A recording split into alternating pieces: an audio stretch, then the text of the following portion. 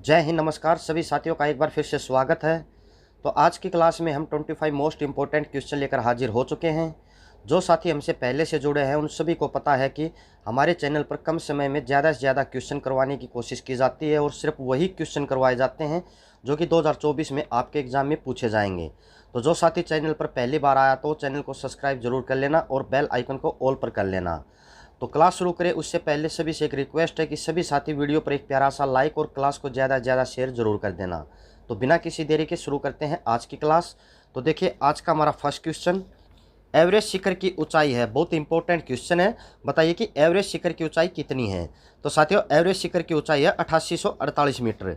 तो option A यहाँ पर इस क्वेश्चन का राइट आंसर होगा। तो इसी क्वेश्चन से संबंधित कुछ इंपॉर्टेंट पॉइंट है तो वो भी मैं आपको साथ के साथ कवर करवाऊंगा। तो आप सभी उनको साथ के साथ नोट करते रहना। अगर आपको इस क्लास का पीडीएफ चाहिए तो आप हमारे टेलीग्राम चैनल से जुड़िए। टेलीग्राम चैनल का लिंक आपको वीडियो के डिस्क्रिप्शन में मिलेगा।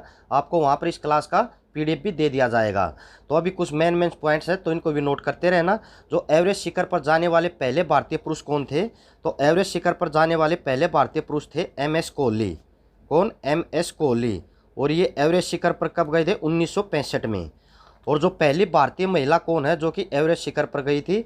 तो पहली महिला है जो भारतीय महिला बछेंद्री पाल। तो ये भी आपको याद रखनी है, काफ़ी बार पूछा जाता है। ये बछेंद्री पाल है जो पहली महिला है जो कि एवरेस्ट चोटी पर गई थी। और ये कब गई थी? 1984 में। तो पहले भारतीय पुरुष कौन है एवरेस्ट शिखर पर जाने वाले? एमएस कोहली जो कि 1965 में गए थे। और पहली महिला कौन है भारतीय महिला? बछेंद्री पाल जो कि 1984 में एवरेस्ट शिखर पर गई थी। अभी देखिए नेक्स्ट क्वेश्चन, मुस्लिम लीग की स्थापना हुई थी। बताइए कि मुस्लिम लीग की स्थापना कब हुई थी। तो साथियों मुस्लिम लीग की स्थापना हुई थी 1906 में। तो ऑप्शन डी यहाँ पर इसका राइट आंसर होगा। याद रखिए मुस्लिम लीग की स्थापना 1906 ईस्वी में हुई थी। और कहाँ पर हुई थी ये? कराची पाकिस्तान के अंदर मुस्लिम लीग की स्थापना की गई थी। कब? 1906 में। अगर साथियों आप किसी भी क्वेश्चन का आंसर पहले से जानते हो तो उसका आंसर आप कमेंट बॉक्स के अंदर जरूर देना। और लास्ट में आप ईमानदारी के साथ अपना सेफ स्कोर जरूर बताना। इससे आपको अंदाजा हो जाएगा जो आपकी तैयारी है वो कैसी चल रही है। तो अभी देखिए नेक्स्ट क्वेश्चन, पानीपत की तीसरी लड़ाई कब हुई। बहुत इंपॉर्टेंट क्वेश्चन है, लिख देता हूँ मैं सामने। बहुत इंपॉर्टेंट क्वेश्चन है, काफ़ी बार एग्जाम में पूछा जाता है। बताइए कि पानीपत की तीसरी लड़ाई कब हुई थी। तो साथियों पानीपत की तीसरी लड़ाई हुई थी 1761 ईस्वी में। तो ऑप्शन बी यहाँ पर इसका राइट आंसर होगा। और जो पानीपत की तीसरी लड़ाई हुई थी 1761 में, ये किस किस के बीच में हुई थी। तो साथियों ये लड़ाई हुई थी अहमद शाह अब्दाली, अहमद शाह अब्दाली, अहमद शाह अब्दाली और मराठा सेनापति सदाशिवराव भाऊ, सदाशिव राव भाऊ। तो इनके बीच में ये लड़ाई हुई थी। और इस लड़ाई के अंदर अहमद शाह अब्दाली की जीत हुई थी और सदाशिवराव भाऊ की इसमें हार हुई थी। तो याद रखिए पानीपत की तीसरी लड़ाई 1761 ईस्वी में हुई। अहमद शाह अब्दाली और मराठा सेनापति सदाशिवराव भाऊ के बीच में ये लड़ाई हुई थी। और इसके अंदर अहमद शाह अब्दाली की जीत हुई थी और सदाशिवराव भाऊ यानी कि मराठों की इस लड़ाई में हार हुई थी। अभी देखिए नेक्स्ट क्वेश्चन, मोर को भारत के राष्ट्रीय पक्षी के रूप में मान्यता कब प्रदान की गई। बताइए कि मोर को भारत के राष्ट्रीय पक्षी के रूप में मान्यता कब प्रदान की गई थी। तो साथियों 1952 में मोर को भारत के राष्ट्रीय पक्षी के रूप में मान्यता प्रदान की गई थी। तो ऑप्शन डी यहाँ पर इसका राइट आंसर होगा। और याद रखिए 1952 में इसको मान्यता प्रदान की गई थी। और 26 जनवरी 1963 को, कब? 26 जनवरी 1963 को मोर के अद्भुत सौंदर्य के कारण इसे भारत का राष्ट्रीय पक्षी घोषित कर दिया गया था। कब किया गया था? 26 जनवरी 1963 को। और किस लिए किया गया था मोर को भारत का राष्ट्रीय पक्षी? इसके अद्भुत सौंदर्य के कारण इसको भारत का राष्ट्रीय पक्षी घोषित किया गया था। और म्यांमार का राष्ट्रीय पक्षी क्या है? म्यांमार का, तो साथियों याद रखना ये भी आपको, म्यांमार का राष्ट्रीय पक्षी भी मोर ही है। भारत का राष्ट्रीय पक्षी क्या है? मोर। और म्यांमार का भी राष्ट्रीय पक्षी क्या है? मोर। अभी देखिए नेक्स्ट क्वेश्चन, भारत में किस राज्य की समुद्री तटरेखा सबसे लंबी है। बताइए कि भारत के किस राज्य की समुद्री तटरेखा सबसे लंबी है। तो साथियों भारत के गुजरात राज्य की समुद्री तटरेखा सबसे लंबी है। तो ऑप्शन सी यहाँ पर इस क्वेश्चन का राइट आंसर होगा।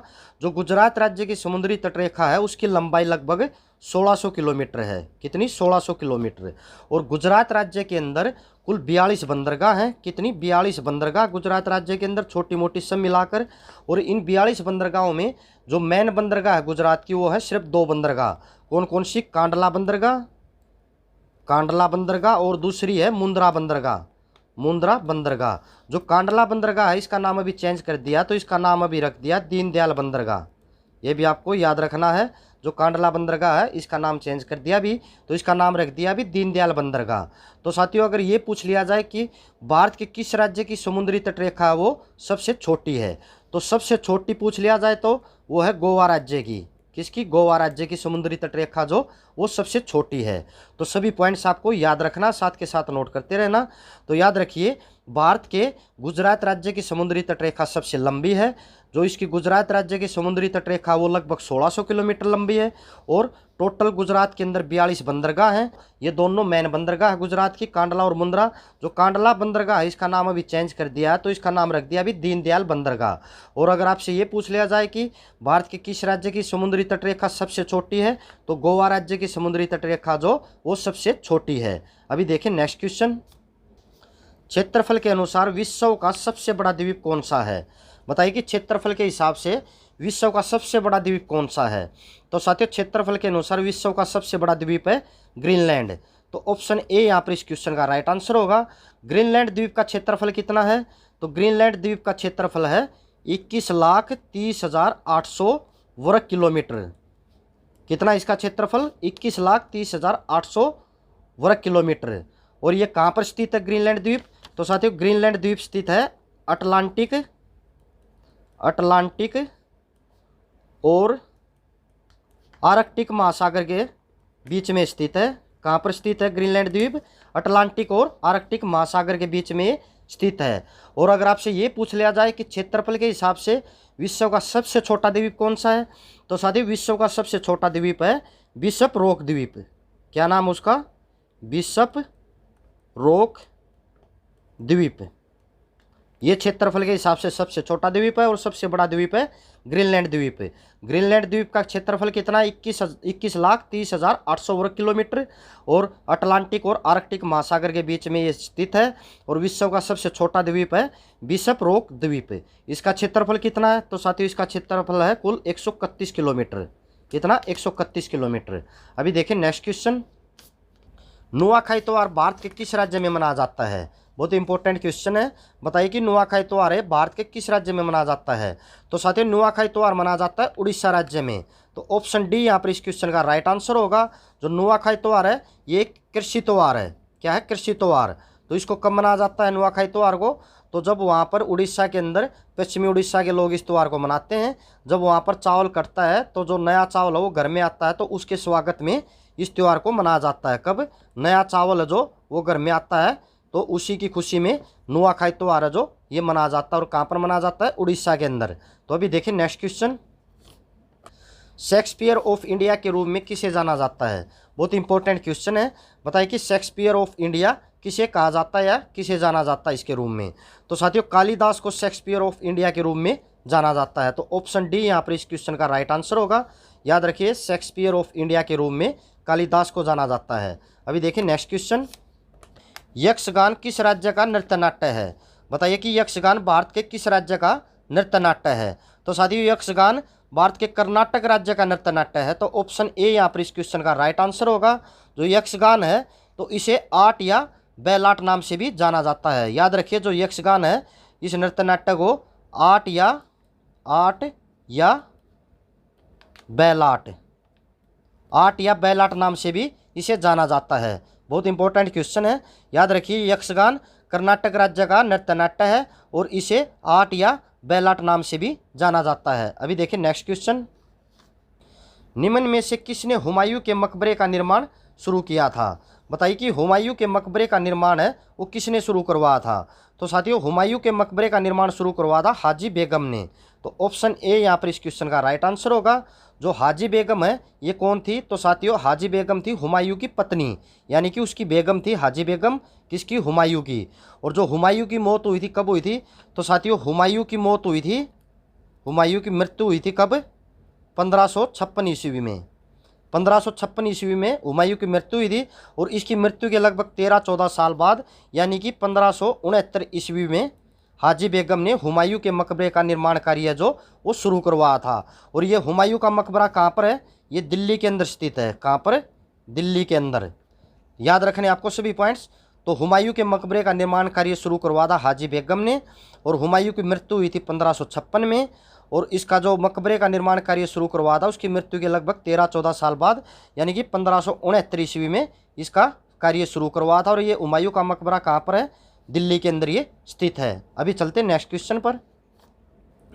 आय और उपभोग किससे संबंधित है? बताइए, आय और उपभोग है इनका संबंध कैसे है? तो साथियों, आय और उपभोग का संबंध प्रत्यक्ष रूप से दोनों आपस में संबंधित है। तो ऑप्शन डी यहाँ पर इस क्वेश्चन का राइट आंसर होगा। याद रखिए, आय और उपभोग किससे संबंधित है? ये प्रत्यक्ष रूप से दोनों आपस में संबंधित है। अभी देखिए नेक्स्ट क्वेश्चन। विश्व का प्रथम ग्रीन इस्लामिक बॉन्ड किस देश ने जारी किया? बताइए कि विश्व का जो पहला ग्रीन इस्लामिक बॉन्ड है वो किस देश ने जारी किया था? तो साथियों, विश्व का जो पहला ग्रीन इस्लामिक बॉन्ड है वो जारी किया था मलेशिया देश ने। तो ऑप्शन ए यहाँ पर इस क्वेश्चन का राइट आंसर होगा। और जो विश्व का पहला ग्रीन इस्लामिक बॉन्ड जारी किया था मलेशिया देश ने, उसका नाम क्या था? तो उसका नाम था ग्रीन सुकूक। क्या नाम था उसका? ग्रीन सुकूक। ग्रीन सुकूक उसका नाम था। किसका? विश्व का जो पहला इस्लामिक बॉन्ड जारी किया गया था, ग्रीन सुकूक उसका नाम था। और इसको कब जारी किया था? तो साथियों, इसको 7 साल की अवधि के लिए इसको जारी किया था। कब? 2005 में 7 साल के लिए इसको जारी किया गया था। तो याद रखिए, विश्व का प्रथम ग्रीन इस्लामिक बॉन्ड मलेशिया देश ने जारी किया था और इसका नाम क्या था? ग्रीन सुकूक। और इसको कब जारी किया था? 2005 में इसको जारी किया था 7 साल की अवधि के लिए। अभी देखें नेक्स्ट क्वेश्चन। किस देश के साथ म्यांमार की अंतर्राष्ट्रीय सीमा सबसे लंबी है? बताइए कि कौन से देश के साथ म्यांमार की अंतर्राष्ट्रीय सीमा सबसे लंबी है? तो लाओस देश के साथ जो म्यांमार की अंतर्राष्ट्रीय सीमा सबसे लंबी है। तो ऑप्शन सी यहाँ पर इस क्वेश्चन का राइट आंसर होगा। अगर आपसे ये पूछ लिया जाए कि म्यांमार की अंतर्राष्ट्रीय सीमा जो वो भारत के कितने राज्यों के साथ लगती है? तो साथियों, म्यांमार की सीमा लगती है भारत के 4 राज्यों के साथ। कितने राज्यों के साथ? 4 राज्यों के साथ। कौन कौन से 4 राज्य? तो एक तो है मिजोरम, एक है मणिपुर, एक नागालैंड और अरुणाचल प्रदेश। तो इन 4 राज्यों की सीमा जो भारत के ये 4 राज्य हैं इनकी सीमा म्यांमार के साथ लगती है। तो इन 4 राज्यों की लगभग 1643 किलोमीटर, कितनी? लगभग 1643 किलोमीटर है जो सीमा भारत की म्यांमार के साथ लगती है। तो अभी देखें नेक्स्ट क्वेश्चन। निम्न में से किस नवपाषाणिक स्थल से गर्त निवास के प्रमाण मिलते हैं? बहुत इंपॉर्टेंट क्वेश्चन है। बताइए कि कौन से नवपाषाणिक स्थल से गर्त निवास के प्रमाण मिलते हैं? तो साथियों, कौन सा नवपाषाणिक स्थल है जिससे गर्त निवास के प्रमाण मिलते हैं? तो बुर्ज होम से। कहाँ से? बुर्ज होम से गर्त निवास के प्रमाण मिलते हैं। ये बुर्ज होम कहाँ पर है? बुर्ज होम है ये श्रीनगर के अंदर।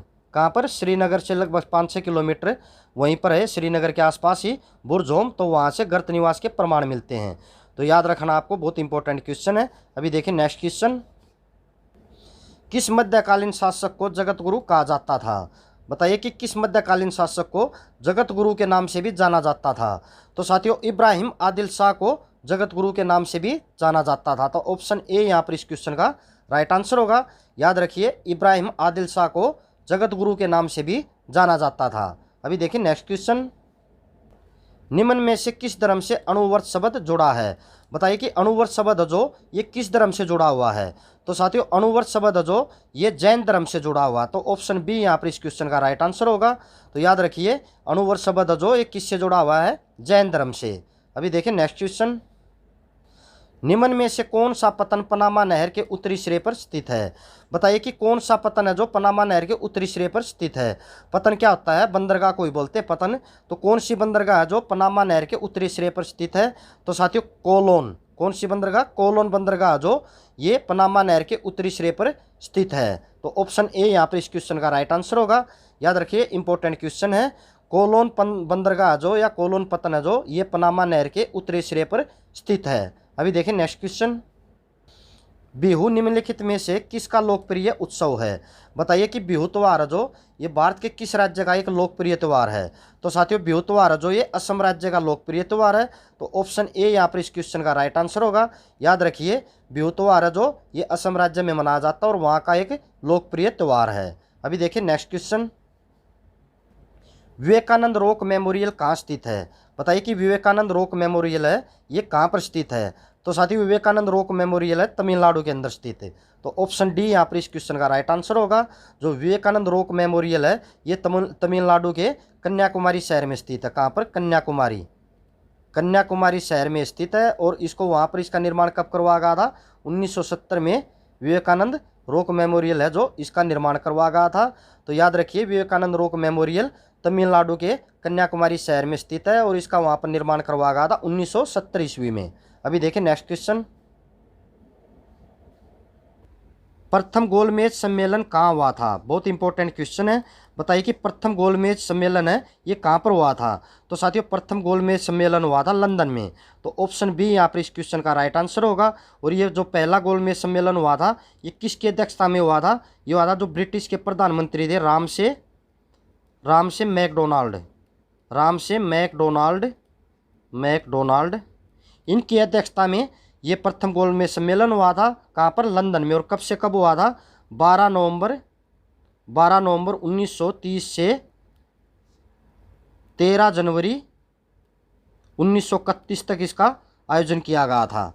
तो अभी याद रखिए जो प्रथम गोलमेज सम्मेलन है ये लंदन में हुआ था। जो ब्रिटिश के प्रधानमंत्री थे रामसे मैकडोनाल्ड इनकी अध्यक्षता में इसका आयोजन किया गया था। कब से कब? 12 नवंबर 1930 से 13 जनवरी 1931 तक इसको आयोजित किया गया था। अभी देखिए नेक्स्ट क्वेश्चन, देश का लौह पुरुष किसे कहा जाता है? बताइए कि भारत देश में लौह पुरुष के नाम से किसे जाना जाता है? तो साथियों जो देश का लौह पुरुष यानी कि भारत का लौह पुरुष कहा जाता है किसे? सरदार पटेल को। तो ऑप्शन ए यहाँ पर इस क्वेश्चन का राइट आंसर होगा। याद रखिए देश का लौह पुरुष के नाम से किसे जाना जाता है? सरदार पटेल को। अभी देखिए नेक्स्ट क्वेश्चन, महात्मा गांधी जी को अधनंगा फकीर किसने कहा? बताइए कि महात्मा गांधी जी को अधनंगा फकीर किसने कहा था? तो साथियों महात्मा गांधी को अधनंगा फकीर कहा था चर्चिल ने। तो ऑप्शन सी यहाँ पर इस क्वेश्चन का राइट आंसर होगा। जो इंग्लैंड के प्रधानमंत्री थे चर्चिल तो उन्होंने महात्मा गांधी को अधनंगा फकीर कहा था। जो चर्चिल है इनका पूरा नाम क्या है? तो इनका पूरा नाम है विंस्टन चर्चिल। क्या नाम है? Winston Churchill. तो ये इनका पूरा नाम है। और ये कौन थे? ये थे इंग्लैंड के प्रधानमंत्री और इन्होंने महात्मा गांधी को अधनंगा फकीर कहा था। अभी देखिए नेक्स्ट क्वेश्चन, कितने वर्ष के पश्चात राष्ट्रीय जनगणना होती है? बताइए राष्ट्रीय जनगणना जो ये कितने सालों के बाद होती है? तो साथियों राष्ट्रीय जनगणना होती है हर 10 साल के बाद। तो ऑप्शन ए यहाँ पर इस क्वेश्चन का राइट आंसर होगा। जो पिछली राष्ट्रीय जनगणना थी वो होनी थी कब? 2021 के अंदर। 2021 में होनी थी लेकिन कोविड-19 की वजह से वो जनगणना नहीं हुई। कौन सी? 2021 वाली कोविड-19 की वजह से नहीं हुई। तो ये भारत की जो 2021 में जो जनगणना होनी थी तो ये कौन सी जनगणना थी? 16वीं। कौन सी जनगणना दी है? 16वीं। तो सभी पॉइंट्स याद रखने हैं। तो देखिए जो राष्ट्रीय जनगणना ये हर 10 साल के बाद होती है। जो पिछली जनगणना होनी थी वो 2021 में होनी थी लेकिन कोविड-19 के चलते ये जनगणना नहीं हुई। और भारत की जो 2021 वाली जनगणना थी कौन सी जनगणना थी? तो ये 16वीं जनगणना थी। अभी देखिए नेक्स्ट क्वेश्चन, काजीरंगा राष्ट्रीय पार्क है। बताइए काजीरंगा राष्ट्रीय पार्क कहाँ पर स्थित है? इंपॉर्टेंट क्वेश्चन, बार बार ये एग्जाम में पूछा जाता है। जो काजीरंगा राष्ट्रीय पार्क है तो साथियों ये कहाँ पर स्थित है? ये असम में स्थित है। तो ऑप्शन सी यहाँ पर इस क्वेश्चन का राइट आंसर होगा। याद रखिए काजीरंगा राष्ट्रीय पार्क भारत के असम राज्य में स्थित है। अभी देखिए नेक्स्ट क्वेश्चन, ऑपरेशन फ्लड से संबंधित है। बताइए ऑपरेशन फ्लड का संबंध वो किससे है? तो साथियों ऑपरेशन फ्लड का संबंध है डेयरी विकास से। तो ऑप्शन डी यहाँ पर इस क्वेश्चन का राइट आंसर होगा। याद रखिए जो ऑपरेशन फ्लड है इसकी शुरुआत भारत में कब की गई थी? तो साथियों ऑपरेशन फ्लड की शुरुआत भारत में की गई थी 1970 में। कब की गई थी? 1970 में। तो याद रखिए ऑपरेशन फ्लड का संबंध डेयरी विकास से और इसकी शुरुआत की गई थी 1970 ईस्वी में। तो साथियों ये थे आज के हमारे 25 मोस्ट इंपॉर्टेंट क्वेश्चन। सभी क्वेश्चन को हमने पूरी गहराई से कवर करवाया। आई होप आपको क्लास पसंद आई होगी। तो सभी साथियों से एक रिक्वेस्ट है कि जाने से पहले वीडियो पर एक प्यारा सा लाइक जरूर करना और जिस साथी ने अभी तक चैनल को सब्सक्राइब नहीं किया तो चैनल को सब्सक्राइब कर लेना।